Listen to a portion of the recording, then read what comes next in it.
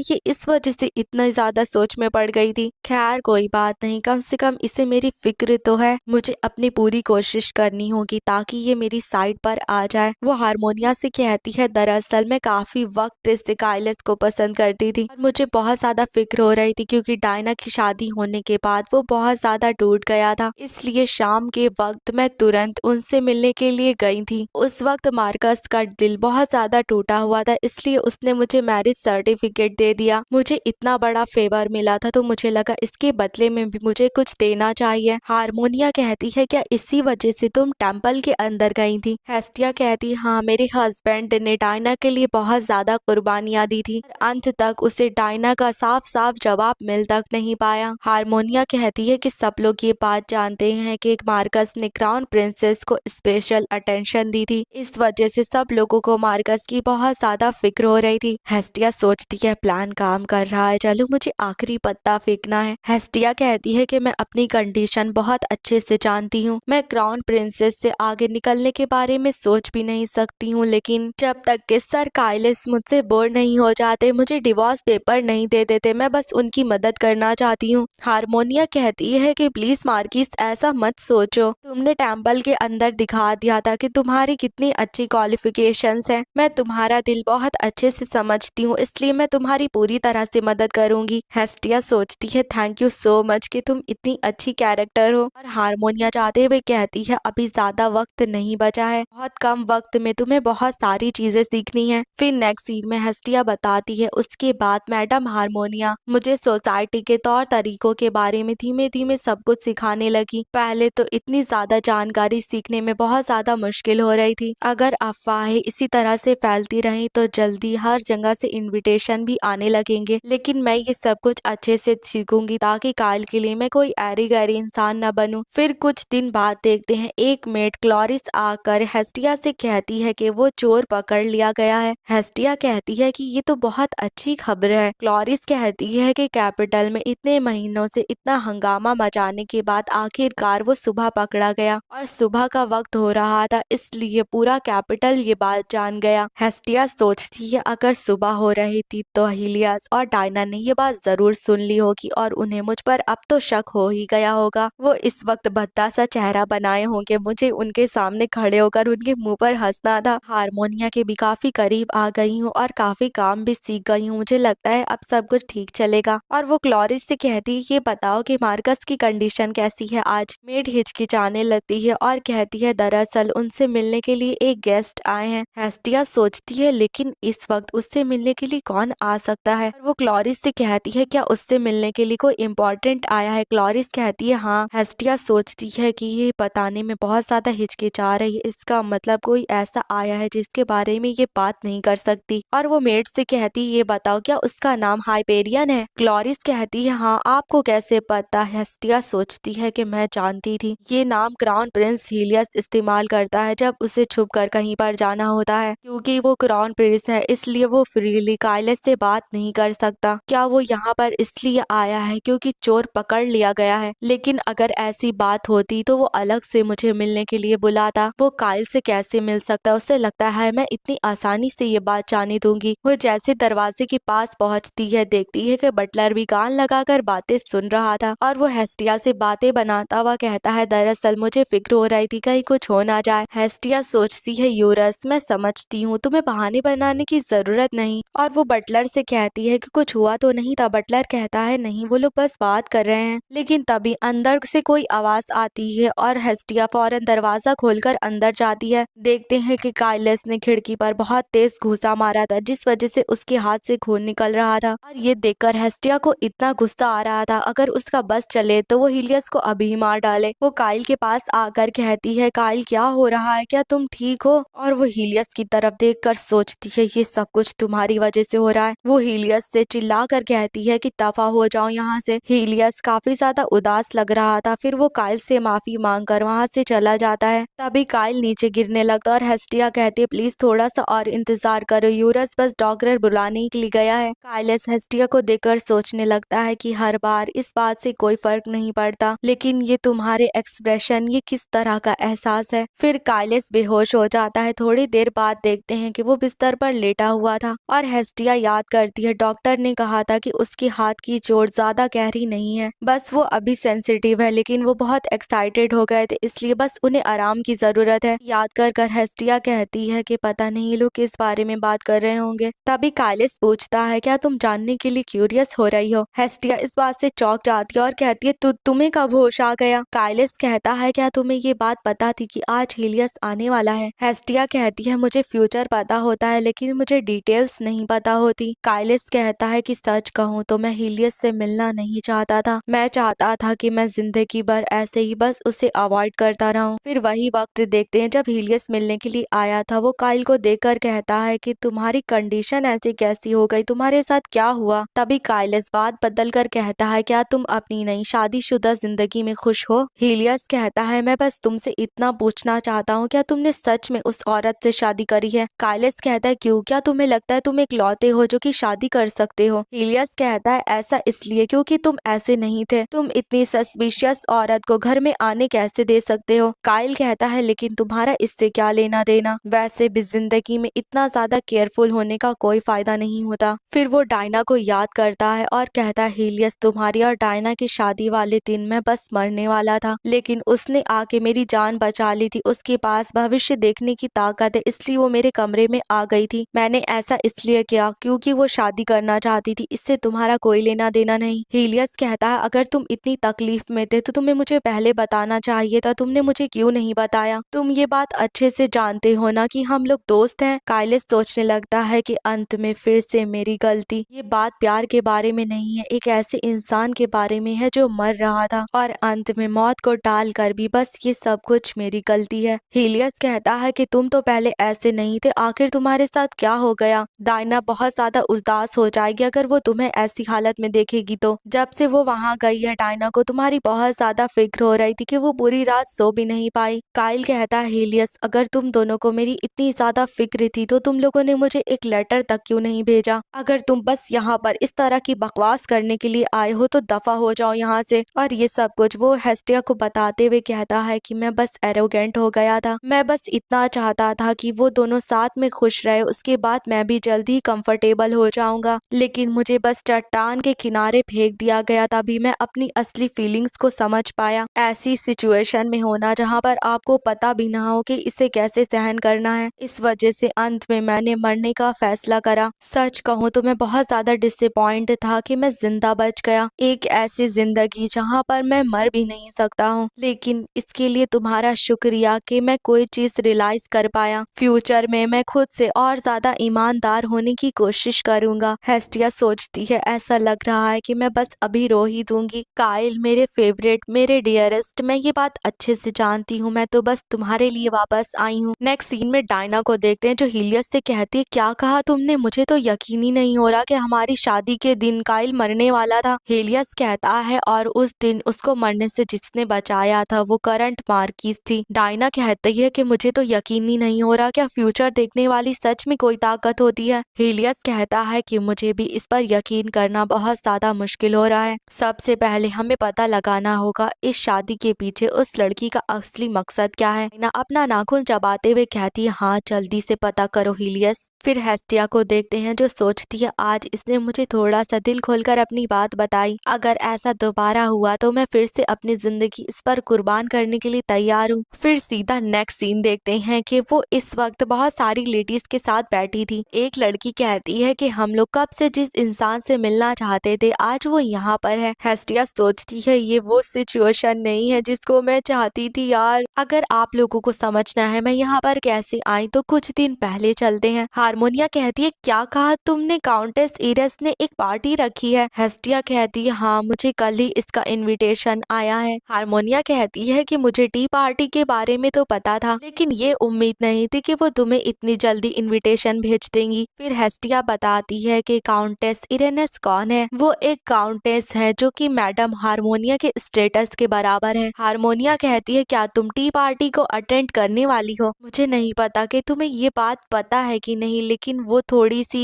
Hestia सोचती है, मुझे पता है तुम क्या कहने वाली हो कि वो बहुत ज्यादा ही बोलती है। मैंने ही कहानी में पढ़ा था। मुझे पता है कि उसने किस वजह से मुझे इनवाइट करा है। वो क्यूरियस हो रही होगी ये जानने के लिए अचानक से कौन सी लड़की मार्किस बन गई और यहाँ तक कि वो टेम्पल से मार्कस की जमीन भी वापस ले आई। लेकिन अगर मैंने वहाँ कोई भी गड़बड़ करी तो राय का पहाड़ बन सकता है। हालांकि ओरिजिनल नॉवल में वो डायना के प्रति हमेशा मुंह बनाई रहती थी, तो मुझे पता करना होगा कि वो क्या सोचती है। वो लड़की डायना या फिर टेम्पल जैसी प्रॉब्लम नहीं है, ये उससे बड़ी प्रॉब्लम है। मुझे कुछ तो करना पड़ेगा। नॉवल के अंदर उसके बारे में बस इतना लिखा हुआ था कि वो बहुत ज्यादा बोलती है और वो डायना को ज्यादा पसंद नहीं करती। वो नॉवल की इतनी इम्पोर्टेंट कैरेक्टर भी नहीं है, तो मैं उससे कैसे जीतूं। हारमोनिया सोचती है, मुझे पता है काउंटेस इरेनेस से मिलने में तुम बहुत ज्यादा परेशान हो रही होगी। पार्टी के अंदर लेडी मार्केनेसी सबसे बड़ा टॉपिक बन जाएंगी बातचीत का। वो इस बात को मना कर सकती है लेकिन वो कर नहीं पा रही और शायद इसी वजह से इसको इतनी ज्यादा फिक्र हो रही है। और हेस्टिया तो घुर्राते हुए सोच रही थी, मुझे इस बारे में और ज्यादा सोचना होगा। मैं काउंटेस इरेनेस के बारे में ज्यादा तो नहीं जानती हूँ और मैं नॉवलों के बीच अच्छे से उठने बैठने का तरीका सीख रही हूँ, इसलिए मैं उसे सीधा इग्नोर भी नहीं कर सकती। ये सब कुछ काइल के लिए है, इसलिए मेरे पास कोई और रास्ता नहीं। और हारमोनिया सोचने लगती है, अगर हेस्टिया ने वहाँ जाने से इनकार कर दिया तो जिस तरह की काउंटेस की पर्सनालिटी है वो मार्केनेस के बारे में अफवाहें उड़ा देगी। मैं इस तरह से बैठकर इतनी अच्छी इंसान को इतना बेइज्जत होते हुए नहीं देख सकती। और वो हेस्टिया से कहती है कि माय लेडी, मैं तुम्हारी पूरी मदद करूंगी ताकि तुम अच्छे से टी पार्टी के अंदर जा सको। उसे इतना ज्यादा एक्साइटेड देखकर बेचारी हेस्टिया तो और शॉक हो जाती है। फिर प्रेजेंट टाइम में देखते हैं, एरिनेस कहती है, यहाँ पर आने के लिए आप लोगों का बहुत बहुत शुक्रिया। सब लोग कहते हैं आपका बहुत शुक्रिया कि आपने हमें अपनी टी पार्टी में बुलाया। हेस्टिया सोचती है, आखिर मैं ही इकलौती क्यों हूँ जो कि कॉन्टेस्ट के इतनी पास बैठी हूँ, लेकिन अच्छी बात है ऐसी सिचुएशन के लिए मैडम ने मुझे पहले ही सिखा दिया। एरिनेस कहती है, तो जिस इंसान से हम लोग मिलना चाहते थे वो आखिरकार यहाँ पर है। सबसे पहले हम लोगों को एक दूसरे को खुद को इंट्रोड्यूस करना होगा। फिर हेस्टिया याद करने लगती है कि हारमोनिया ने उसको बताया था एरिनेस जो भी टी पार्टी अरेंज करती है उसमें ज्यादातर लेडीज होती हैं और उन लेडीज की उम्र ज्यादातर ज्यादा ही होती है, इसलिए तुम अपने 20s में चल रही हो तो तुम्हें नीची नजरों से देखा जा सकता है। तो क्या तुम उन लोगों को हरा कर टॉप पर पहुंचना चाहोगी? लेकिन हेस्टिया साफ इनकार कर देती है। हारमोनिया कहती है, तो ठीक है, मैं तुम्हें तरीका सिखाऊंगी ताकि वो लोग तुम्हें पसंद करने लगे। बहुत पोलाइट तरीके से और थोड़ा सा शर्मा कर उनके सवालों का जवाब देना। हेस्टिया ऐसे ही करती है। वो कहती है कि मैं इतने ज्यादा हाई प्रोफाइल लोगों के सामने बैठकर थोड़ी नर्वस हो रही हूँ। उसे ऐसे देखकर सब शॉक हो जाते हैं और कहते हैं, हमने जैसा सुना था ये तो उससे बिल्कुल अलग है। मुझे लगता है कि टेम्पल ने बढ़ा चढ़ा कर अफवाहें फैलाई थी। हेस्टिया सोचती है, हारमोनिया ने जो मुझे सिखाया था वो तो एक तरह की चापलूसी है। अब तो मुझे खुद पर और भरोसा है कि मैं बहुत कमाल की कंट्री से यहाँ पर आई हूँ। फिर वो याद करती है जब वो कोरिया में काम करती थी उसे दूसरों को इसी तरह से ग्रीट करना पड़ता था। उसके बाद मेरी फिक्र कम हो गई और वहाँ का माहौल थोड़ा हल्का हो गया। फिर मैंने उन लोगों को बताया कि मैं मार्केनेस कैसे बनी और टेम्पल ने क्या करा था। जो कुछ मैंने हारमोनिया को बताया था वही सब लोगों को बताया